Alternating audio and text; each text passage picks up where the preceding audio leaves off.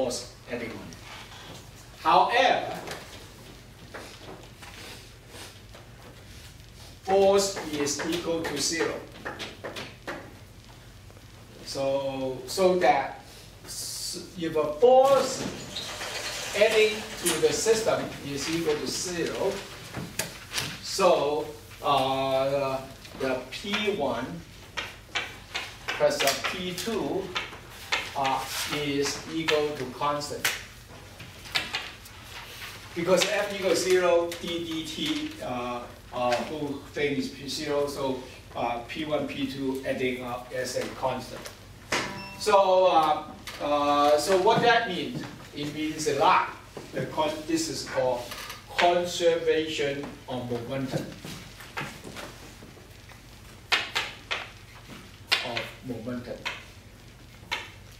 Or we can say P1I plus P2I equal to P1F plus P2F equal to constant.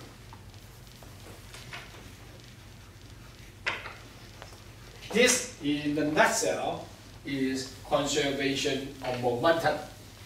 Or you can be written in mv1i, m1 v1i plus m2 v2i equal to m1 v1f plus m2 v2f. That the whole thing equal to constant. This is the really is equal to conservation of momentum.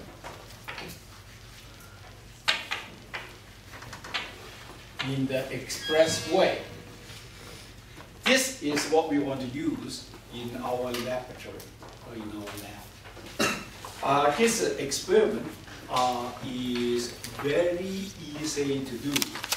Okay, for the experiment, I think it's number 7, right? Number 8? Number 8. So we are on the section 8.2. It's called impulse and momentum.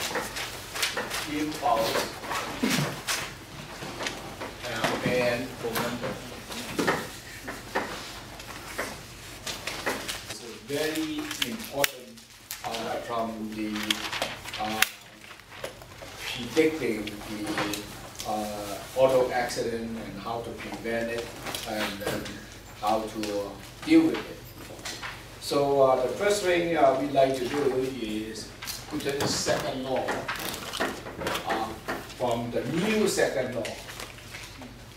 So what we're talking about, the force acting on the object is summation of the force on the object is equal to time rate change of momentum. Okay, this is Newton's second law. That means force is equal to time rate change of momentum. Now you can work on this. From the derivative point of view, you can change it. Or you can multiply delta t on both sides.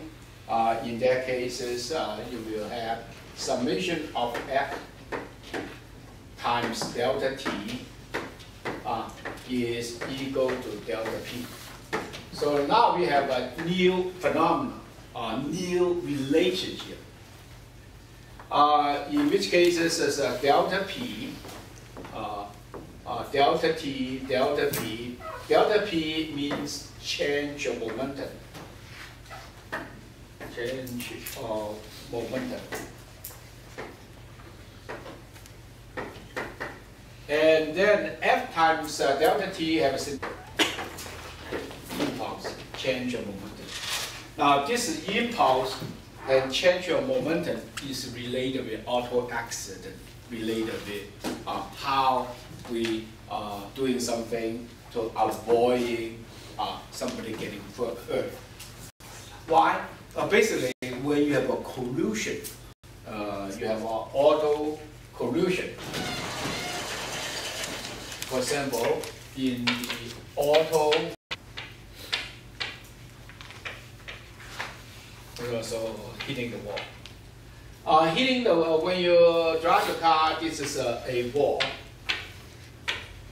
Immediately, there's a change of momentum. From maybe initial speed is equal to 60 mile per hour.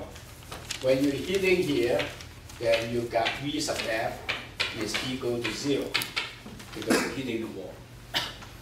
Then when this changes, and the car M is minimum is about 2,000 kilograms, around 2,000 kilograms. And when it minimum about 1,000 kilograms. And then it hitting this, it produce the change of momentum, it produce another thing is called impact force. This is called impact force.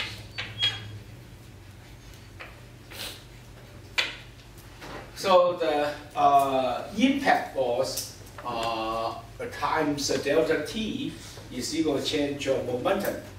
If this delta t is getting smaller, that means in a 1 microsecond, 1 millisecond, it has to stop from 60 miles per hour.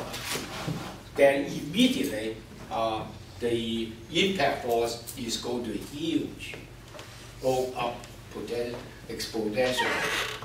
So if you write out the equation, then summation of F, in which cases is equal to change of momentum and the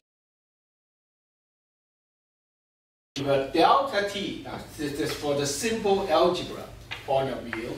When the delta t is getting smaller, then the impact force will go back to huge. Now, we understand the physics phenomenon. You don't need to go this point of view. That means the small contact time will induce tremendous what they call the impact force.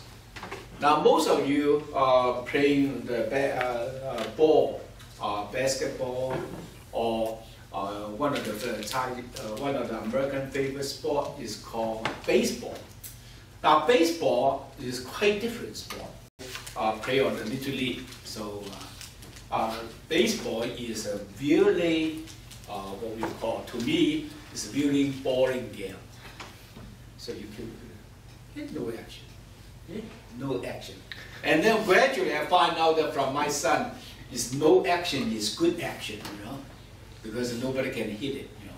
So when my son plays Little League, then once in a while I go to watch him, because my son is on the center attention, right? He's a pitcher. He usually pitches very well. So my older son is basically he's on the play the second base. My older son is run real fast. So while the older son is in UC Santa Barbara, I have to play with my eldest, younger son called Andrew. Andrew is a little dinky thing like this. Of course, right now taller than me. A little dinky thing like this. So I said, Father, I gotta need some practice. Otherwise, how can I facing the people from La Punti or Azusa? Usually, Azusa and La Punti is a very, very strong team. And our team is from South Hill, called West Covina. And then he has a practice, you know. So he dragged the father go with him. He said, Father, help me out. I gotta do it. So that's the difference between Chinese father and American father, right? Chinese father like this, right? Okay, big shot. Okay, a kid come, let's go to Yum Cha, right?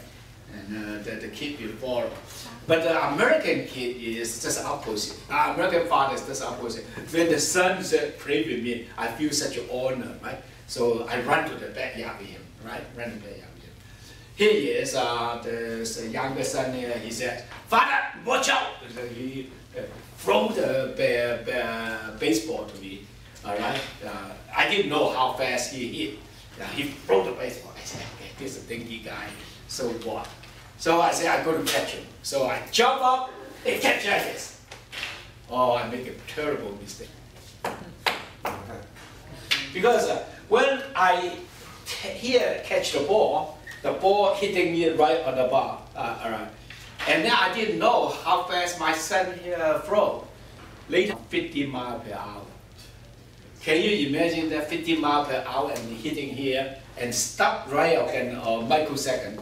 So by doing this, millisecond, microsecond, so reciprocal of millisecond, reciprocal of microsecond, then become times 1,000 times what they call times million. So that is very, very big shot. So turned out to be, I have a sting in my hand for a bow. So now this is what happened. Now if you drive 60 miles per hour and then you're hitting here, then right away have the force push you back and maybe go to the front. So in order to avoid the accident, so what they did is using seatbelt. A lot of this kind of thing to learn physics is take advantage of technology, do something better.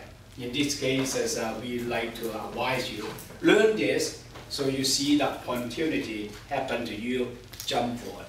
For example, one of the Chinese mechanical engineer when he graduated about in 1980. A lot of people like to say United States, but this student, mechanical engineer student, he said, "I'm not going to stay in America. I'm go back to Wenzhou or go back to Dongguan." So what he want to do is, in the meantime, is go to Detroit to learn about the trade. And then he didn't tell anybody. He learned how to build what? How to build your cars. Build seatbelt. You look at the people how to build seatbelt. So why the seatbelt? Seatbelt is a strap holding you, and it maintains you the proper position so that you will not fall forward. So by learning how to making the simple seatbelt, and it bring the things back. As a sample, go to Wenzhou and set factory, and the guy is very, very rich. That means there's a lot of opportunity in China, a lot of opportunity in United States to see how you skin the cat. Now there's another things happened to me in the high-tech industry. I worked for TRW at that time as a senior scientist back in '90. This has happened in my lifetime. A lot of things I tell you is happened in my lifetime. I see this is happening. For JPL, and then after that, my former boss at TRW asked me to go back there. So I said, if you want me to go back there, I gotta have my own office, I gotta have my own parking space, and like that. And then I had the guy to have a what they call walk-in bonus all this way. Not today. Today the engineering market is very bad. So back in old days, in the United States, the engineering market is very good. We are in high demand because we are doing a lot of push-bring for the industry. So our company, TRW, is called Space Technology Company. We have